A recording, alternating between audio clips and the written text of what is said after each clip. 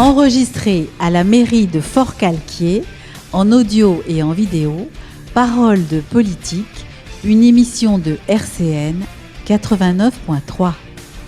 Invité aujourd'hui, Christophe Castaner, député maire de Forcalquier, porte-parole d'Emmanuel Macron. Il sera interrogé par Alexandre Rosenberg. Bonjour à tous.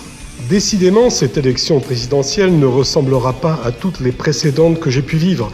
Chaque semaine amène sa série d'imprévus et de rebondissements. N'en déplaise aux petits candidats, il n'y en a que pour Macron, Fillon, Le Pen. Macron pour son programme, Fillon pour ses tracas, relégués, Hamon, Mélenchon, Dupont-Aignan, négligés, Lassalle, Cheminade, Poutou, Artaud et les autres. L'actualité cette semaine n'a pas dérogé à la règle avec un salon de l'agriculture, partie prenante de la politique. On y a parlé de Le Pen pour son ascension, ses menaces, le tollé qu'ils ont suscité et une forme de rétropédalage distillé pour réponse. On a parlé de François Fillon, peu audible sur le terrain, de ses déboires qui se poursuivent avec la justice, de sa probable mise en examen, de sa stratégie de victimisation et du peuple de droite, de plus en plus dans la confusion, l'incertitude et la division, alors que la victoire lui était promise. On a parlé d'Emmanuel Macron, oublié l'alliance avec Bayrou, décrié par la droite et taxé de repoussoir, un repoussoir qui l'a propulsé de 17 à 24% des intentions de vote. Mais comme chaque semaine, que ce soit Hamon, Mélenchon, Fillon, Le Pen, tous dénonçaient le manque de programme d'En Marche jusqu'à jeudi. Christophe Castaner, bonjour. Bonjour.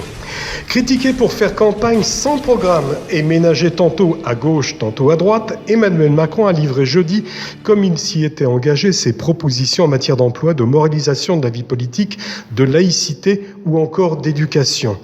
Christophe Castaner, avant que l'on aille plus avant, pourquoi ce programme est sorti aussi tard ?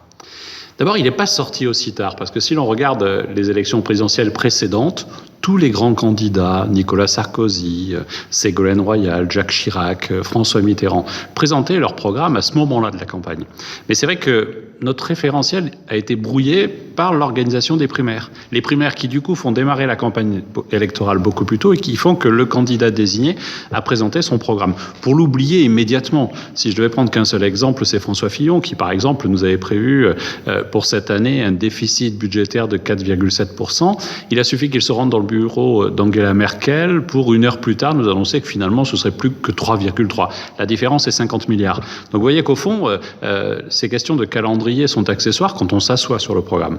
Et Emmanuel, il a proposé une démarche un peu différente. Il a rythmé sa campagne depuis le mois de septembre par des propositions sur les différents thèmes. Et il a pu faire des déplacements sur le thème de la santé, sur le thème de l'agriculture, de la pêche, de la sécurité. Il était en Provence-Alpes-Côte d'Azur il y a 2 semaines sur la thématique de la sécurité, à Carpentras, puis à Toulon en passant par Forcalquier.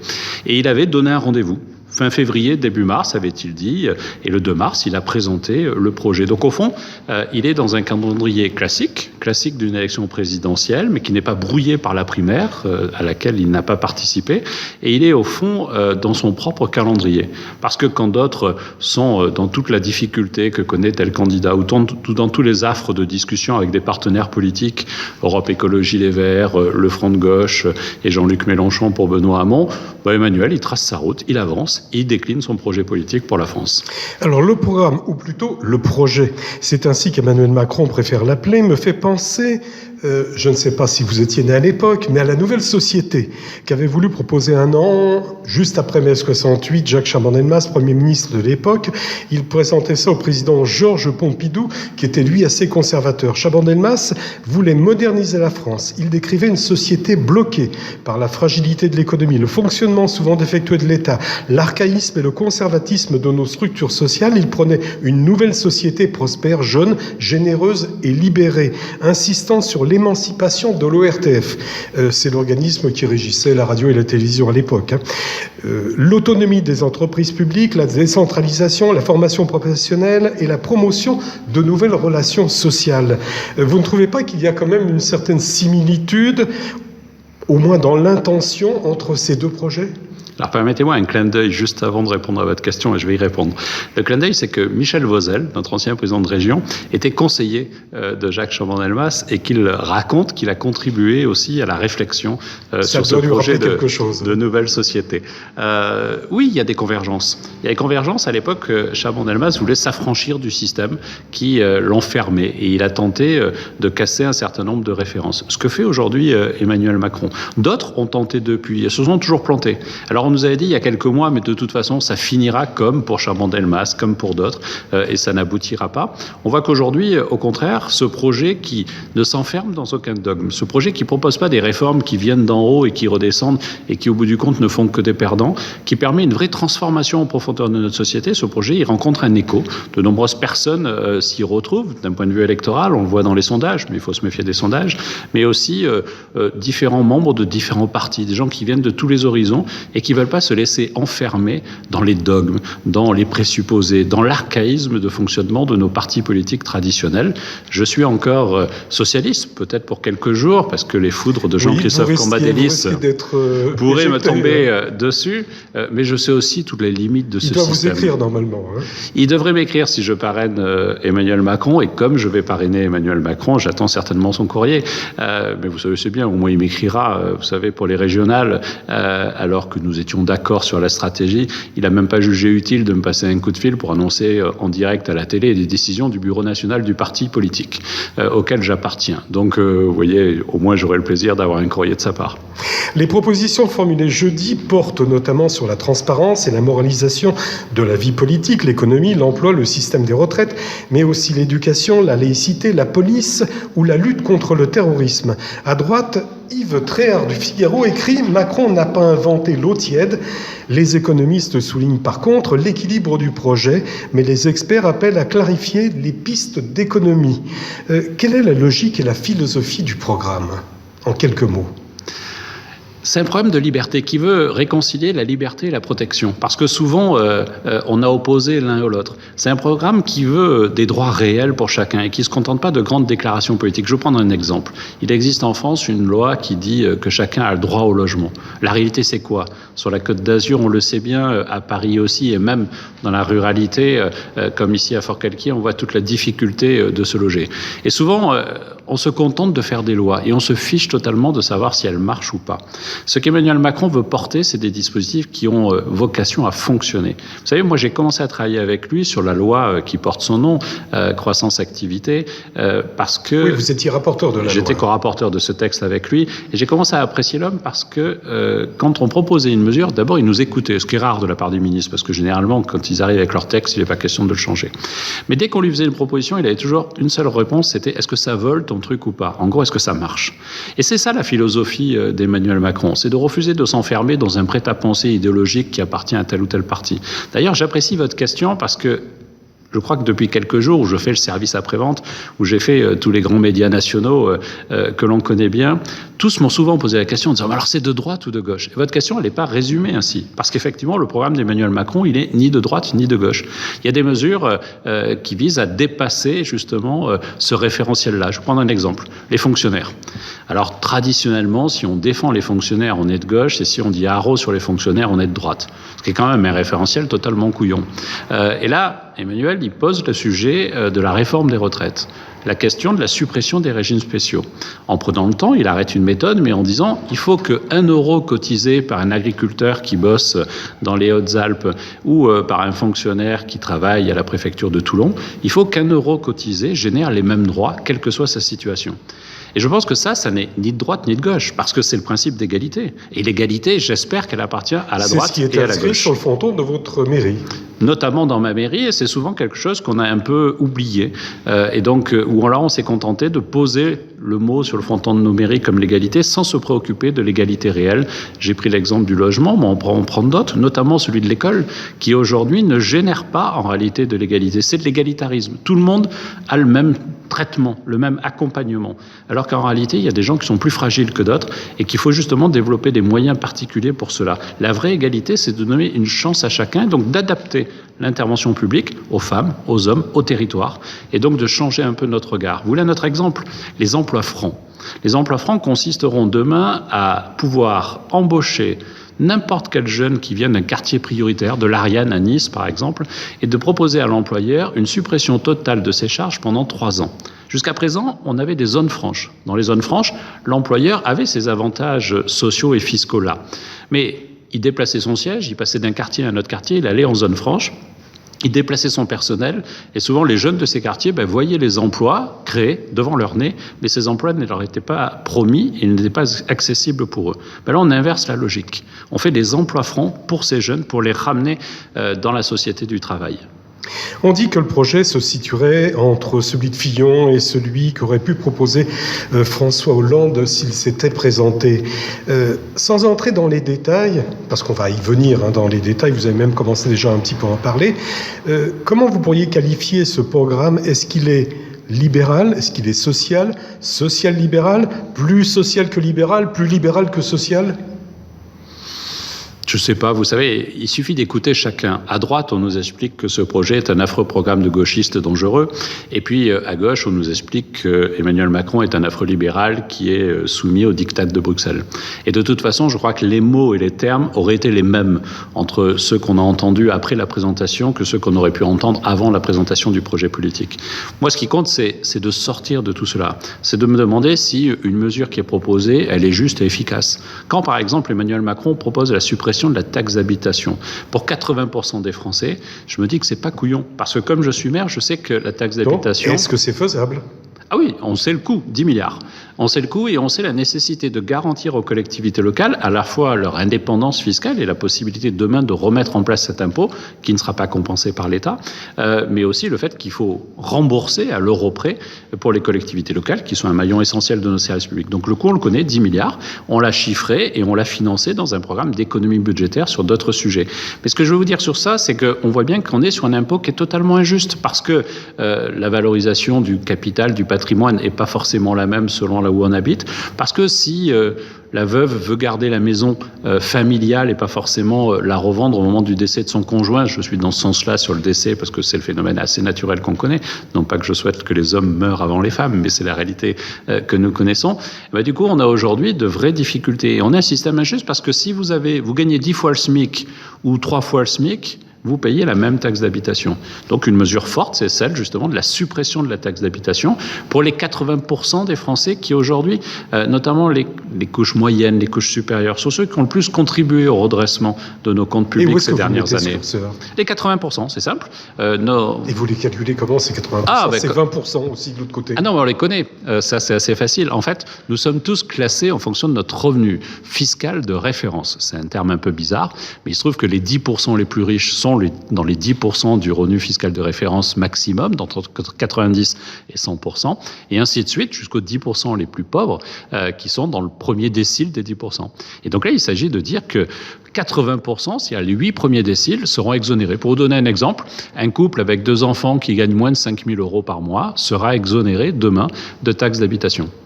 Emmanuel Macron défend sa méthode de changement par le peuple, dit-il.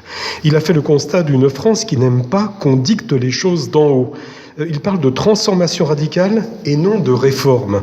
Quelle est la différence entre les deux mots ? La réforme, c'est souvent quelque chose qui est décidé par le sommet et qui tombe. Et au bout du compte, on s'aperçoit souvent que ça ne marche pas, voire même ça fait que des perdants. La transformation, vous agissez par touche. Vous ne cherchez pas à annoncer un grand soir, vous ne faites pas des grandes promesses. Par contre, vous agissez sur tous les niveaux. Sur la formation, pour aller vers l'emploi, il faut aujourd'hui transformer la capacité d'action, d'adaptation de nos salariés de demain. Et donc, du coup, vous allez intervenir sur l'éducation nationale, la formation initiale, mais aussi sur la formation professionnelle. Puis vous allez regarder, est-ce que la formation professionnelle, ça marche ou pas en France ? La réponse est non. On peut se le dire, 40 milliards d'euros qui sont mobilisés, et pourtant, on voit bien que ça ne fonctionne pas. Donc, vous allez toucher à la question de la formation parce qu'on a besoin d'améliorer le système. Aujourd'hui, l'essentiel de la formation n'est pas mobilisé pour les chômeurs. C'est quand même une vraie anomalie, une vraie difficulté. Et donc, c'est ça la transformation de la société. C'est une intervention par touche. Et il faut travailler sur tous les sujets. Si vous voulez développer la société du travail, plutôt que celle du non-travail proposée par Benoît Hamon, qui nous dit tout le monde aura une une indemnité pour ne plus travailler, ce que je pense être un contresens. Moi, je veux, avec Emmanuel Macron, réhabiliter la société du travail. Mais il faut se poser la question du logement, de l'accès au logement. Il faut se poser la question des mobilités, du permis de conduire, qui sont autant d'outils, quand vous ne les avez pas, qui vous empêchent aujourd'hui de pouvoir retrouver du travail. C'est ça la transformation. C'est une transformation par petites touches, qui est souvent beaucoup plus facile à mettre en œuvre que les grandes réformes qui font descendre tout le monde dans la rue et qui, au bout du compte, ne marchent pas. On marque la première pause, on se retrouve dans quelques instants. Le régime de retraite sera modifié vers une harmonisation progressive des règles. Vous avez déjà tout à l'heure, dans la première partie, commencé à en parler, qui seront les mêmes pour tous les régimes, fonctionnaires et salariés du privé. Christophe Castaner, vous ne risquez pas de vous retrouver avec une levée de boucliers de syndicats, par exemple ? D'abord, est-ce que vous allez assumer, par exemple, les grèves, les manifestations qui vont forcément arriver tout de suite derrière? Il y a deux choses. D'abord, il y a la méthode que Emmanuel Macron veut proposer, qui est celle d'un grand dialogue social. Cette loi-là, il veut se donner le temps de la mettre en œuvre. On raisonne même sur 10 ans. Vous allez me dire, il est déjà en train de se projeter pour être réélu, mais parce qu'on sait qu'il y a des réformes qui nécessitent le temps. Mais en même temps, je pense que, contrairement à ce qu'on a vécu quand il y a des grandes mobilisations, c'est que vous avez des femmes ou des hommes qui sont élus sur un programme, et que ça n'est pas sur ce programme-là qu'ils font des lois, et ils provoquent derrière de grands bousculements et de grandes manifestations. Ce fut le cas d'Alain Juppé, qui a provoqué des grandes grèves sur les retraites, parce qu'il n'avait pas été élu sur ce sujet. Ou ça a été le cas récemment, François Hollande, Manuel Valls, Myriam El Khomri, sur la réforme du Code du travail, parce que eux aussi, nous n'avions pas été élus sur ce sujet. Là, la donne est claire. Emmanuel Macron, on saura sur quoi il a été élu. Il s'est engagé à réformer les 37 régimes de retraite spéciaux. Oui, mais les syndicats... Sauf que le président de la République, le gouvernement et la majorité parlementaire, à ce moment-là, auront une légitimité pour cela. C'est cette légitimité qui vous donne les moyens d'agir. Les syndicats, à un moment donné, si la France tranche, ils ne peuvent pas dire « Mais attends, je veux défendre le statut qui concerne 4212 personnes dans tel endroit » et en allant contre les Français. Donc moi, si il y a une belle élection présidentielle et qu'elle désigne Emmanuel Macron, je suis convaincu qu'il aura une force de négociation, une force d'entente. Et à un moment donné, les syndicats seront devant leurs responsabilités. Il faut que les syndicats cessent d'être dans la posture politique. Il faut que les syndicats co-construisent avec nous la réforme sociale. Si tel n'est pas le cas, il faudra peut-être par le biais d'un référendum, mais surtout par le biais d'une négociation qui prendra le temps, et si elle n'aboutit pas, il faudra trouver des solutions, poser le principe, est-ce qu'un syndicat est légitime quand il défend un droit dérogatoire pour tel ou tel? Mais la réforme, elle doit aller plus loin. Il ne s'agit pas seulement des régimes spéciaux des fonctionnaires. Mais prenez le cas d'un salarié qui aujourd'hui connaît 10 ans de galère et 30 ans de bonnes années professionnelles. Il n'a pas le droit à la même retraite que celui qui connaîtrait 30 ans de bonnes années et 10 années de galère. Et je pense, par exemple, aux personnes de 50 ans qui sont confrontées à une difficulté professionnelle, qui ont d'autant plus de mal à retrouver du boulot qu'on considère qu'ils sont vieux et plus bons à rien, mais qui en plus seront pénalisés dans leur retraite alors qu'ils auront eu toute une vie de bonnes activités professionnelles. C'est aussi cette justice-là que nous mettrons dans la balance et sur laquelle, je crois, les syndicats ne pourront pas s'enfermer dans une défense corporatiste alors qu'on leur propose une mesure de liberté pour chacun, mais surtout d'égalité pour tous. Est-ce que vous allez toucher à l'âge du départ à la retraite? Non. Emmanuel, là-dessus, a pris un engagement, celui du maintien de la durée de cotisation, du maintien de l'âge de la retraite et du maintien du niveau de nos retraites. Parce qu'on est dans une situation un peu paradoxale. Fillon, qui cherche à faire de la vieille droite classique, met en cause le système des retraites. Alors, quand on observe les différentes retraites qui ont été, réformes des retraites qui ont été mises en œuvre, notamment la dernière par Jean-Marc Ayrault, qui n'a fait descendre personne dans la rue, on s'aperçoit qu'à l'horizon des quelques années qui viennent, nous sommes à l'équilibre. Alors, pas parce que nous avons été géniaux dans nos réformes, c'est aussi l'effet du baby-boom qui fait qu'on a des départs de gens à la retraite moins nombreux que ce que nous avons connu et qu'on arrive à la fin d'un cycle qui fait qu'on sera à l'équilibre budgétaire sur nos retraites. Donc, il n'y a pas besoin de violence. François Fillon a fait, avant même de connaître les difficultés et la violence du rejet qu'il subit, François Fillon avait fait de la violence un marqueur de sa campagne électorale. C'était une erreur et donc nous n'avons pas besoin aujourd'hui, et c'est l'engagement d'Emmanuel Macron, de revenir sur l'âge de la retraite, ni même de revenir sur les taux et la durée de cotisation. À l'inverse, certains candidats, Marine Le Pen ou Jean-Luc Mélenchon, eux veulent raser gratis, aller plus loin et disent mais on va revenir à 60 ans, on va diminuer la durée de cotisation. Là, ça a un coût. Tous les deux faisant la même proposition, elle a été chiffrée par les experts, c'est 32 milliards d'euros. On les trouve où? Peu importe, ils l'annoncent, ils savent très bien qu'ils ne le feront pas. Mais moi, je sais où est-ce qu'ils pourraient les trouver. Dans nos poches. Oui. Pour donner l'exemple, la réforme du régime des retraites, est-ce qu'elle va toucher les députés et les sénateurs ? Alors ça, c'est un autre volet qu'Emmanuel a présenté, c'est celui de la moralisation de la vie politique. Moi, vous savez, vous commencez à me connaître un peu, je pense que l'exemplarité, c'est la meilleure façon de réhabiliter l'homme politique avec le peuple. Dès que j'ai été élu en 2012, j'ai joué l'exemplarité. J'ai par exemple publié ma déclaration de patrimoine sur mon blog. C'est un peu embêtant, c'est un peu intrusif, c'est un peu ennuyeux, mais je pense que la rupture avec nos concitoyens est telle qu'il faut jouer cette transparence. J'ai aussi décidé de publier la consommation de mon IRFM. L'IRFM, c'est l'indemnité qu'on a pour nos frais. Et oui, on a des frais. J'ai des frais de location de permanence, j'ai des frais de transport, j'ai des frais pour mes collaborateurs, pour les former, pour qu'ils se transportent. J'ai des frais quand j'invite des maires ou des gens à déjeuner. Là, vous allez les publier ? Et donc, mais dans mon cas, c'est déjà publié. Depuis 2012, je publie régulièrement cela. Et donc, Emmanuel souhaite aller plus loin. Par exemple, et il l'a fait très tôt.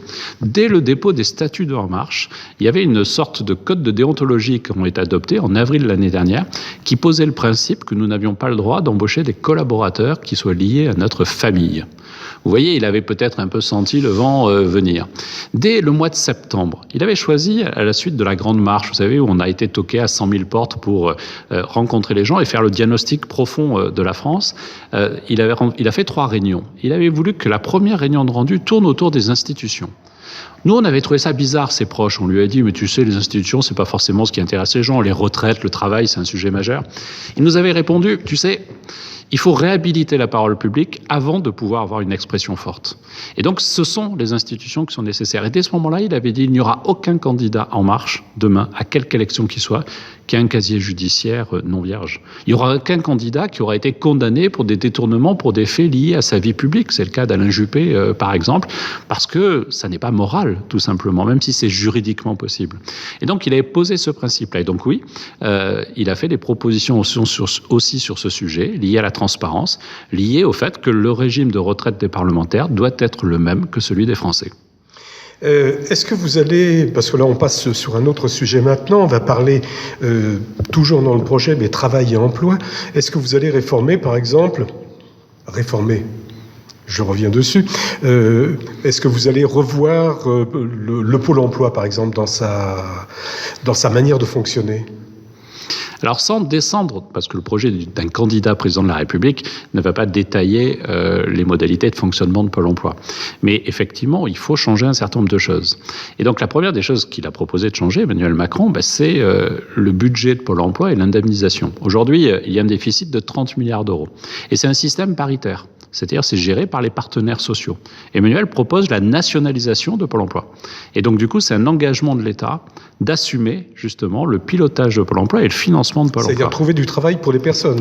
Alors là, je vous parle du budget des 30 milliards de dettes. Mais derrière, c'est effectivement mettre notre nez, l'expression est peut-être malheureuse, un peu plus dans la gestion de Pôle emploi, et donc avoir un pilotage étatique. Et alors, je vais vous prendre une proposition. C'est une gestion socialiste du travail. Oui, alors. Vous avez raison. Là, on est sur un curseur de gauche si on cherche encore ce référentiel-là. Mais pourquoi propose-t-il ça ? Parce qu'il propose l'universalité du droit au chômage. Aujourd'hui, un salarié a droit au chômage. Mais un artisan, un commerçant, un travailleur indépendant n'y a pas droit. Donc nous proposons l'universalité du droit au chômage. C'est-à-dire que chaque femme, chaque homme qui travaille, quel que soit son statut, ait droit au chômage. On propose même que la démission puisse ouvrir le droit au chômage dans certains cas, pas de façon récurrente, mais une fois tous les 5 ans. Ça fait partie des mobilités qui sont nécessaires. Souvent, vous n'avez pas le choix, vous ne pouvez pas démissionner parce que vous savez que vous allez être en galère, voire même à la rue. Et donc on propose d'élargir cela. Mais en inverse, on met des responsabilités nouvelles, notamment une. Alors là, on tombe dans le curseur, dans le référentiel de droite, si on est un vieil observateur de tout cela, on dit qu'on n'a pas le droit de refuser plus de 2 offres d'emploi qui correspondent à votre formation, à votre boulot et à votre niveau de rémunération quand vous travaillez. Parce qu'effectivement, c'est pas logique. Vous devez prouver que vous êtes en recherche active d'emploi. Et moi, faire des contrôles ne me gêne absolument pas parce qu'il s'agit d'argent collectif actuellement et public demain, mais en même temps, vous ne pouvez pas refuser parce que le poste ne vous paraît pas assez bien, ou alors si vous refusez, vous perdez le droit à l'indemnisation. Une mesure de droite, semble-t-il, et alors du coup, j'ai dû me droitiser depuis que j'ai adhéré au Parti socialiste.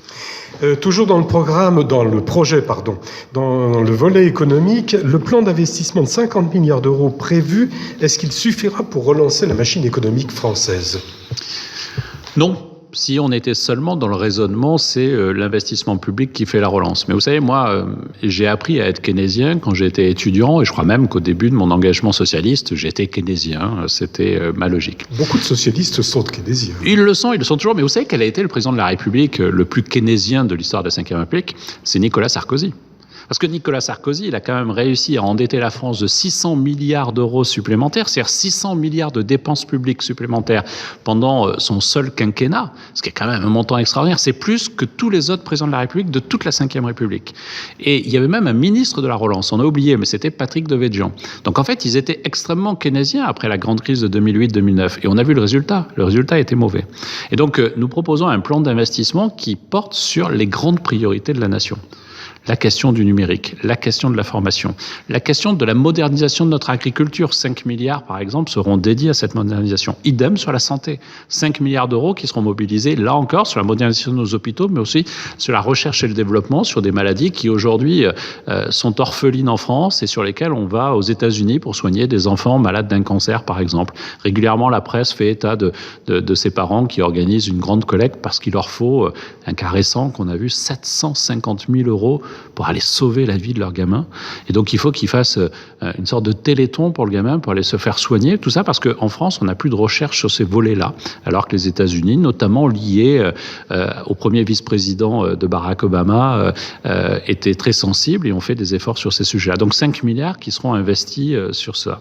Et puis, la transition énergétique, 15 milliards qui seront investis. Donc, il ne s'agit pas pour nous d'être dans une logique de relance publique de la dépense publique, parce qu'au contraire, on veut faire aussi des économies budgétaires pour financer notamment cela. Mais il s'agit par contre d'investir dans les grandes priorités qui feront la force de la France demain. Sur l'éducation, on va venir à l'éducation, et vous êtes maire, donc impliqué.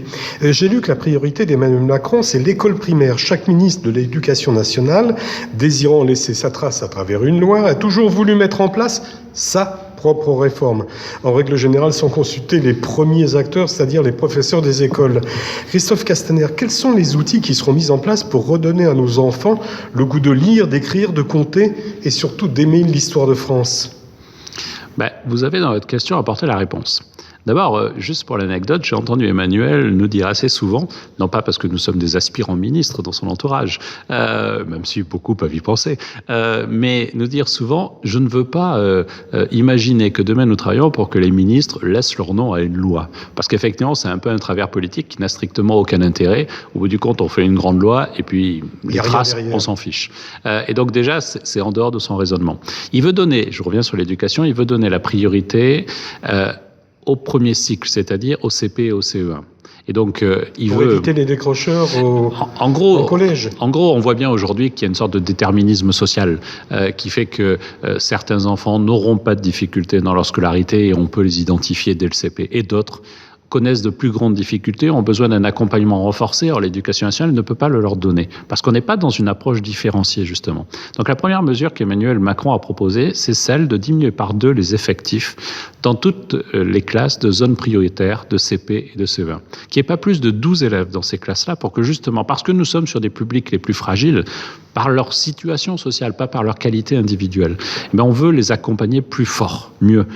Et donc, pour cela, on devra mobiliser 12 000 postes d'enseignants qui seront consacrés justement à favoriser, et c'était dans votre question, l'apprentissage des savoirs fondamentaux. En plus des 60 000 qu'avait promis... On boucle le plan de recrutement parce qu'il est en phase terminale.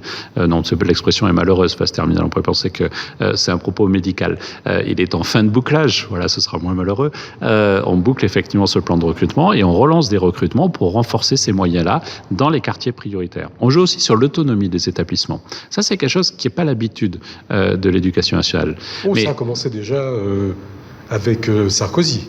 Oui, mais on n'aime pas ça. Vous savez, ce débat quand le proviseur du collège doit contribuer à l'évaluation des professeurs, ça a fait choisir ses professeurs. Voilà, ça a un peu fait bouger les lignes. Mais moi, je vous le dis, on ne peut pas enseigner dans les mêmes conditions quand on est là encore dans le quartier de l'Ariane ou quand on est à Fort-Calquier dans les Alpes-de-Haute-Provence. Et donc oui, il faut laisser de l'autonomie au collectif de l'établissement. C'est pas seulement le directeur de l'école, le principal ou le proviseur, mais c'est le collectif. Et dans le collectif, il y a les parents. Il faut effectivement ouvrir ouvrir l'école aussi aux parents parce que c'est nécessaire. De les faire participer parce que c'est nécessaire. Et puis, il faut aussi choisir les enseignants qui vont dans ces quartiers les plus difficiles. Aujourd'hui, c'est parce que vous sautez de l'école de formation que votre premier poste, on vous affecte dans les quartiers les plus difficiles. Emmanuel Macron fait une proposition. Qu'aucun prof qui n'ait pas 3 ans d'ancienneté n'aille dans ces quartiers. Et à l'inverse, pour que ce soit un peu plus motivant, on met en place une prime de 3 000 € par an pour chaque enseignant qui irait dans ces quartiers-là. L'idée, c'est aussi d'avoir des profs expérimentés qui doivent faire face à des classes un peu plus difficiles. On va parler de police aussi. Je pense que ce sera très bien dans le projet. On a vu depuis le début du mois de février, au moins pour cette année, des affrontements entre jeunes des quartiers et la police, avec toutes les dérives que cela peut entraîner. Quelle est votre vision, votre analyse de la situation, justement, avec ces dérives, avec toutes ces confrontations dans les quartiers, et quelle est la réponse et la solution d'Emmanuel Macron ? Vous savez, la police, elle intervient en France depuis que la police est police à 3 niveaux.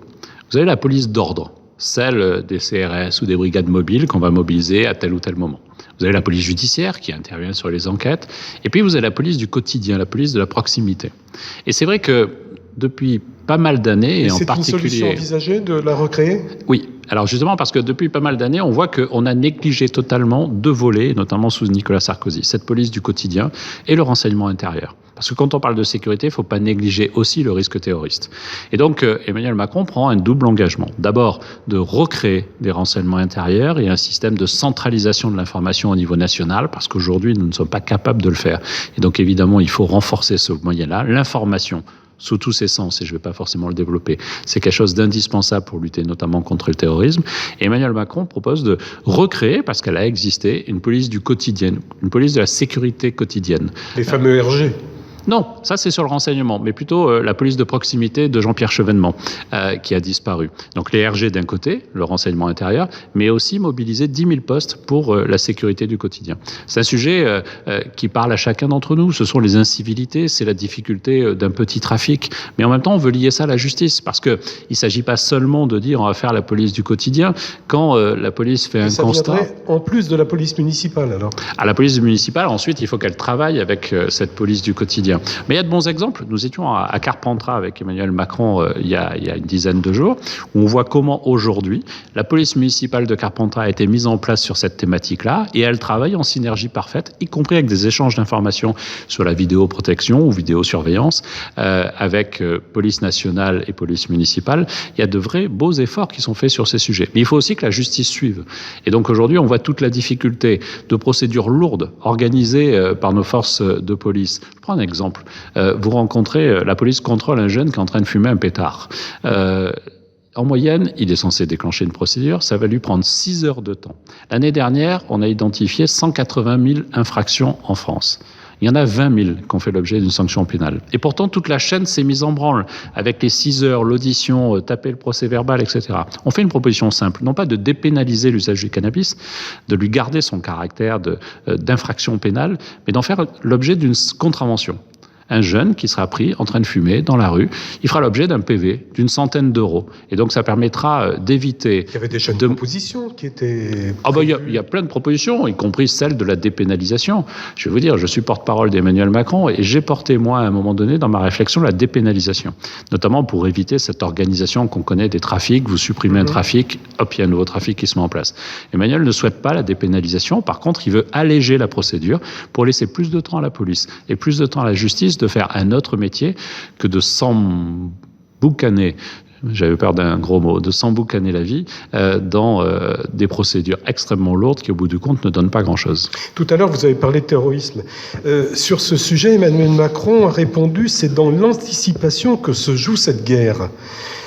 Christophe Castaner, précisez-moi, vous pouvez me préciser qu'est-ce qu'il entend par anticipation ? L'anticipation, elle se fait à plusieurs niveaux. D'abord au niveau international. Et François Hollande, là-dessus, a été extrêmement courageux. Quand nous sommes intervenus, nous la France, au Mali, C'était tout simplement pour éviter qu'un pays entier tombe entre les mains de Daesh. Et donc je crois qu'à l'international, nous avons des responsabilités pour justement lutter contre l'organisation du terrorisme. Et ce qui se passe... Donc le mot anticipation, c'est sur l'international. Notamment, mais pas seulement. Mais quand on voit ce qui se passe au Moyen-Orient, effectivement, il faut anticiper ce qui demain seront les bases armées de ceux qui organisent le terrorisme dans le monde, comme en France. Et puis le deuxième volet, c'est le renseignement intérieur. Nous l'avons abordé précédemment, mais il faut effectivement, parce que l'essentiel du risque terroriste en France vient de la France, viennent de gens qui sont radicalisés et qui peuvent se radicaliser très vite. Et donc, il faut là-dessus anticiper cela. Et donc, l'anticiper, c'est le renseignement, mais c'est aussi n'accorder aucune dérive. C'est former des mosquées quand on voit qu'elles sont elles-mêmes dans une logique de dérive. C'est expulser du territoire des prédicateurs dont on sait qu'ils sont acteurs du terrorisme. C'est effectivement cela aussi l'anticipation. C'est presque un programme de droite, là. Non, parce que sous François Hollande, dont je ne conteste pas l'étiquette de socialiste, on a débuté sur ce sujet. Et oui, on a renvoyé des prédicateurs qui se prétendaient imams et qui en réalité étaient tout autre chose que des gens qui portaient la belle parole de l'islam, qui est une parole de paix, comme la parole des 3 grandes religions monothéistes. Et donc oui, on a déjà fait ça, mais il faut le renforcer. Et il faut, au nom de la laïcité, avoir une tolérance zéro sur l'insécurité, y compris sur les risques qui sont générés par des attitudes totalement scandaleuses. Être laïque, c'est garantir le droit à chacun de faire un choix religieux, mais c'est aussi faire en sorte que personne ne puisse penser que l'islam est un ennemi. Et donc, c'est garantir l'islam dans son expression de paix, mais c'est empêcher l'islam dans sa dérive totalitaire. On marque la deuxième pause, ça vous permettra de boire un tout petit peu. Christophe Castaner, le programme, comme vous vous en doutez, a été attaqué de toutes parts. Je ne citerai que 2 réactions, mais il y en a eu bien d'autres. Gérard Larcher pense que Macron incarne une forme de démagogie et Hervé Mariton rajoute qu'il veut faire 60 milliards d'économies, mais il prévoit aussi 50 milliards de dépenses supplémentaires. Christophe Castaner, 3 jours après avoir publié le programme, vous avez dû avoir des retours. Comment ça a été perçu, déjà au moins par les militants ? Les militants sont toujours des fans. Et donc, c'est ce qui nous donne de l'énergie, mais en même temps, c'est rarement dans un esprit totalement critique. Donc, les militants d'En Marche sont très mobilisés sur ce programme, sur ce projet politique, et donc le relais. Moi, ce qui m'intéresse, c'est de regarder la presse, non pas la presse militante, parce qu'elle existe aussi. C'est pas forcément d'écouter les porte-paroles de tel ou tel candidat juger le programme de leur adversaire, parce que la capacité à se dépasser les uns les autres est très rare en politique. Mais c'est plutôt les analystes, et notamment la presse économique.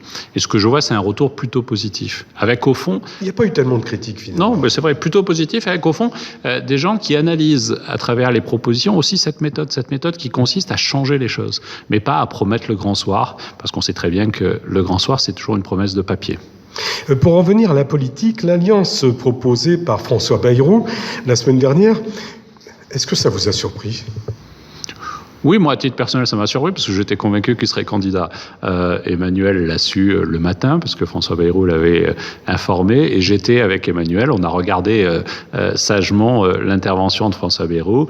Donc moi, un quart d'heure avant, Emmanuel m'avait prévenu et nous avait prévenu les proches qui étaient là. Ça a été une surprise ? Ça a été une surprise, oui, parce que je pensais que son choix politique était fait. Mais en même temps, je crois qu'il a compris qu'on était à un rendez-vous extrêmement particulier de notre République. Avec, aujourd'hui, on voit bien 2 candidats qui passent leur temps à contester la justice et donc, au fond, la République. On voit bien le risque du Front National qui est extrêmement présent et dans notre région, on sait ça plus que d'autres et moi, peut-être plus que d'autres encore, qui ai fait le choix de me retirer au soir du premier tour des régionales pour faire élire Christian Estrosi, dont vous savez que je suis loin de tout partager, voire même tout au contraire. Et pourtant, je pense qu'il faut faire la différence entre ses adversaires et ses ennemis politiques. Et le Front National sera toujours pour moi un ennemi même de notre République, ce qui n'est pas le cas des représentants du Parti républicain. Donc François Bayrou a fait un geste courageux, rare en politique, celui de s'effacer, et il a mis quelques conditions dans lesquelles nous retrouvons notamment une principale, celle d'une grande loi de moralisation de la vie politique. Et donc là-dessus, Emmanuel Macron lui a dit banco. À gauche, la campagne ne décollant pas, Benoît Hamon, frondeur originel, doit composer avec de nouveaux frondeurs au sein du PS. Jean-Marie Le Guen secrétaire d'État au développement, jugeait mardi sur RTL que Benoît Hamon menait un programme de rupture avec sa famille politique, se retrouvait dans une impasse et excluait pour le moment de lui accorder son parrainage. Mais Jean-Marie Le Guen n'est pas seul.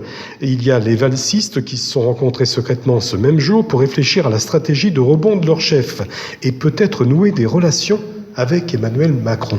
J'ai lu ça dans Le Monde. Christophe Castaner, est-ce que vous avez été contacté pour servir d'intermédiaire ?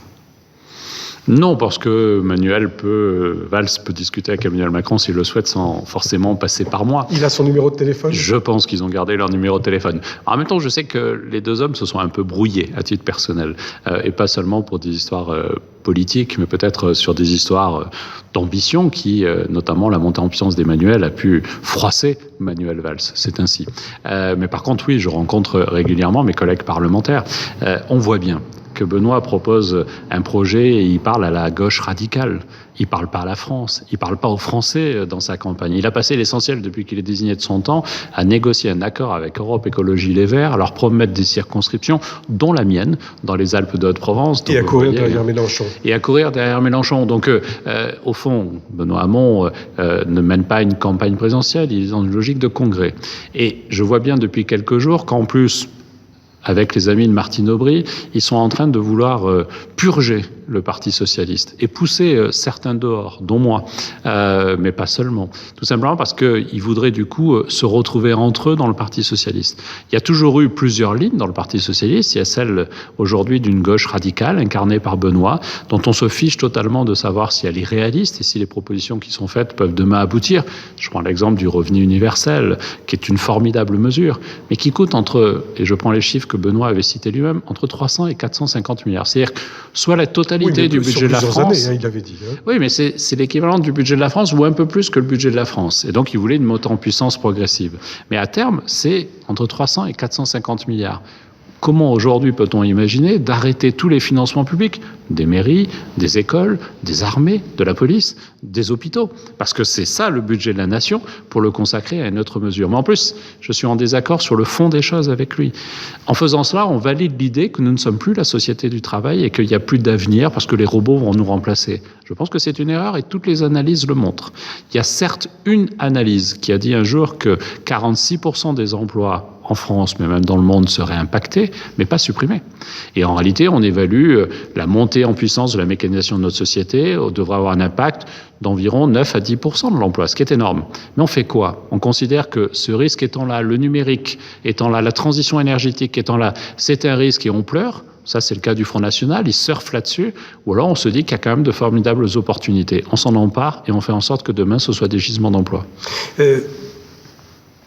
Christophe Castaner, peu de députés ont rejoint En Marche jusqu'à présent. Qu'est-ce que vous pensez de la possibilité que 50, 60, 80 députés viennent vous rejoindre? Est-ce que ça ne va pas déséquilibrer comme ça En Marche? La question s'est posée au moment de l'élection de Benoît Hamon. On a bien senti au soir du premier tour que Manuel Valls perdrait l'élection et que Benoît serait candidat. Et là, beaucoup de mes collègues ont effectivement toqué à la porte. Mais il voulait une négociation globale, une négociation de parti à parti. Et ça, Emmanuel n'en veut pas. Pour conserver les postes? Oui, voilà, avec des promesses, on vous rejoint, mais on veut des promesses, etc. Emmanuel Macron n'a pas souhaité ouvrir cette discussion-là. À la fois pour des raisons politiques, votre question est bien posée, c'était le fait que d'un coup, si nous devions devenir l'annexe du Parti socialiste, c'était pas forcément l'objectif de départ, mais à la fois pour des questions de méthode. Il a refusé toute négociation d'appareil. Ça a été le cas avec François Bayrou, ça peut être le cas aussi demain avec l'UDI. Il y a eu des échanges, il y a eu des demandes sur des nombres de circonscriptions. Ça n'est pas de notre culture, ça n'est pas de notre volonté. Mais, à l'inverse, nous souhaitons constituer demain un groupe parlementaire à l'Assemblée qui soit composé à moitié de cadres politiques sortants, de députés, d'élus de terrain, et à moitié de renouvellement. Et donc, dans la première moitié, Emmanuel Macron a tendu la main à des députés socialistes, des députés MoDem, des députés de l'UDI, même des députés des Républicains, qui pourraient, s'ils le souhaitent, nous rejoindre à condition maintenant qu'ils ont le projet politique en main, qu'ils valident les orientations du projet politique et qu'ils s'engagent à la fidélité, non pas à Emmanuel Macron, mais à ce projet politique, pour éviter ce que François Hollande a connu, et c'est toute la limite de la primaire. La primaire, elle permet de désigner un homme, mais pas de valider un projet politique. On le voit bien dans les deux primaires qui ont permis de désigner François Fillon ou Benoît Hamon. Et donc là, aujourd'hui, ça a généré de la difficulté. Ça a généré pour François Hollande une instabilité gouvernementale pendant son mandat. Et chaque fois qu'il a voulu aller un peu plus loin sur certains textes, il s'est heurté aux frondeurs, et on sait bien. Et donc, ça l'a empêché d'agir. Là, le paradoxe, c'est que c'est le chef des frondeurs qui est devenu le candidat soutenu par François Hollande, comme quoi la politique génère de la schizophrénie. La semaine dernière, un sondage donnait 54% d'électeurs qui ne savaient pas encore pour qui ils allaient voter, sauf les électeurs du FN qui sont, eux, sûrs de voter, au moins 80%. Christophe Castaner, ce trouble, cette indécision, est-ce que ça vous inquiète ?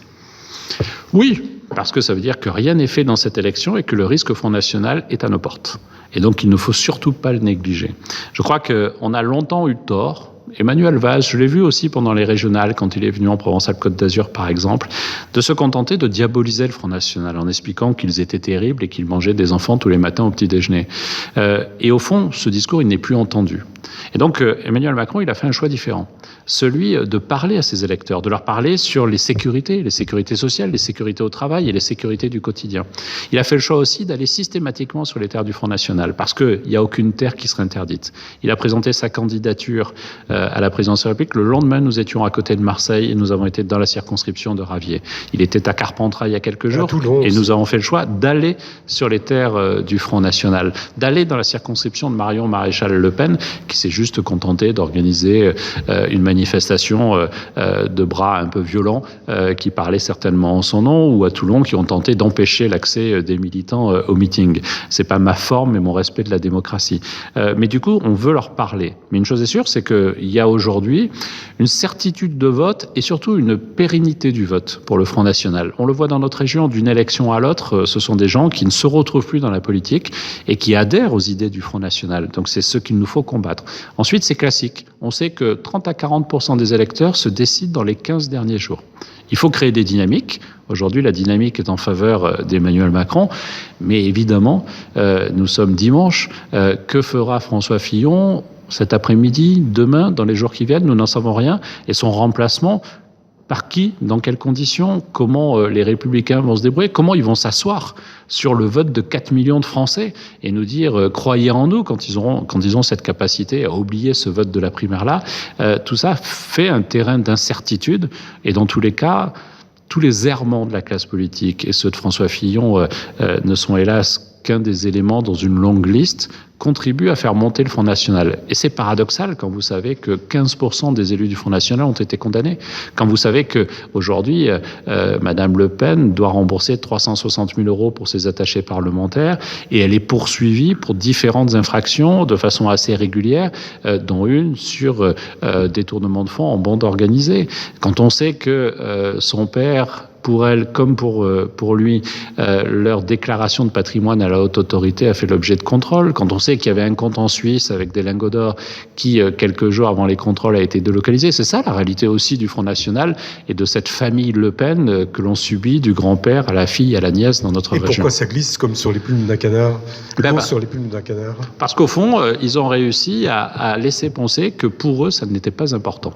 Je crois que c'est surtout ça le paradoxe. C'est pour les électeurs, ça devrait être important. Ah ben ça devrait, oui, les réveiller, effectivement. Mais là, ils surfent sur le tous pourri. Et donc, du coup, on n'en veut pas plus à Madame Le Pen qu'aux autres. Et puis, on se dit que finalement, elle sera capable de changer les choses. Mais je trouve aussi qu'il y a une sorte de banalisation de toutes ces infractions, de tous ces reproches, d'indifférence sur cela. Au fond, aujourd'hui, on n'est plus dans la contestation, non pas la dénonciation, mais dans la contestation de l'irresponsabilité de leur programme. Vous parlez de chiffrage. J'ai eu plusieurs débats, moi, ces derniers temps, avec M. Rachlin, qu'on connaît bien notre région, avec M. Chenu, il y a quelques jours, dans les débats télé, quand vous interrogez les gens du Front National pour leur dire « Ok, c'est très bien, combien ça coûte ?» On vous répond, M. Rachlin a eu cette phrase extraordinaire de nous dire « Ah, mais de toute façon, je ne suis pas un épicier, je ne suis pas là pour compter. » C'est à la fois désagréable pour les épiciers qui savent très bien compter, mais c'est à la fois une vraie insulte aux Français de leur dire « De toute façon, on dépense des milliards et on se fout totalement de savoir comment ils seront financés demain. » François Fillon est peu audible sur le terrain. François Fillon essaye de durcir sa campagne et il droitisse son discours. Bruno Retailleau, cette semaine sur CNews, à la question « Est-ce qu'il n'est pas poussé par Nicolas Sarkozy ?» a répondu « Il est soutenu et encouragé pour aller de l'avant ». Votre réaction, ils partent dans le mur en klaxonnant ? Vous savez, je m'en fiche un peu. Je trouve un peu insupportable qu'aujourd'hui, toute la campagne présidentielle tourne autour de l'affaire de M. Fillon. Il a mis 30 ans à s'apercevoir de l'immoralité de ses pratiques politiques. Il a mis 15 jours, après les déclarations du cardinal Chenet, à se rendre compte qu'il y avait un problème. Il a mis 15 minutes à vouloir s'excuser. Et depuis, chaque jour, c'est le rebondissement du rebondissement du rebondissement. Moi, vous savez, j'ai la chance d'être avec un candidat qui trace sa route. Il n'est pas en réaction de tel ou tel. Il avait annoncé sa candidature à la présidentielle avant la primaire de la droite, alors que tout le monde disait « Non, mais il va attendre de savoir si c'est Juppé ou pas qui est le candidat pour pouvoir s'exprimer. » Puis, il a lancé sa campagne avant d'attendre la primaire et la décision de François Hollande et la primaire de la gauche. Nous traçons notre route. Il avait donné rendez-vous aux Français fin février, début mars pour présenter le projet. Le 2 mars, où on présentait notre projet. La force d'Emmanuel Macron, c'est que justement, il est maître de son calendrier et de son rapport direct avec les Français. On va revenir quand même un petit peu là-dessus parce que ça me chatouille. Emmanuel Macron a dit « Le vote n'est pas une absolution ». Et il a dit ça en fonction de ce qu'avait dit François Fillon. Il a parlé de coup d'État institutionnel, d'assassinat politique, de démocratie défiée. Je ne céderai pas, je ne me retirerai pas, les urnes me jugeront. Qu'est-ce que vous pensez de ce choix de mots, de ce vocabulaire et de cette stratégie de la victimisation ? Alors d'abord, le vocabulaire est insupportable. Je vais même rajouter un mot. Il a parlé de guerre civile, d'un climat de guerre civile. Je pense que ce garçon devrait se rendre compte de ce qu'est la vraie vie et le quotidien des Français. Voilà. Mais surtout, voilà, les propos d'Emmanuel étaient pour lui, mais aussi pour Madame Le Pen. Parce que l'un comme l'autre nous parle de la police, nous parle de la justice, mais il refuse, Madame Le Pen refuse d'être auditionnée par la police quand il y a une enquête qui porte sur plusieurs centaines de milliers d'euros qui ont été détournés. Et elle dit non, je refuse de parler à la police. Donc on voit bien que M. Fillon comme Mme Le Pen, ils aiment la justice pour les autres, mais pas pour eux.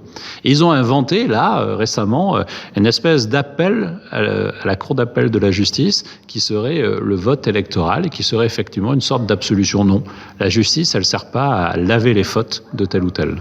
Christophe Castaner, cet après-midi, il va y avoir une manifestation au Trocadéro. Est-ce que François Fillon prend les militants en otage, d'après vous ?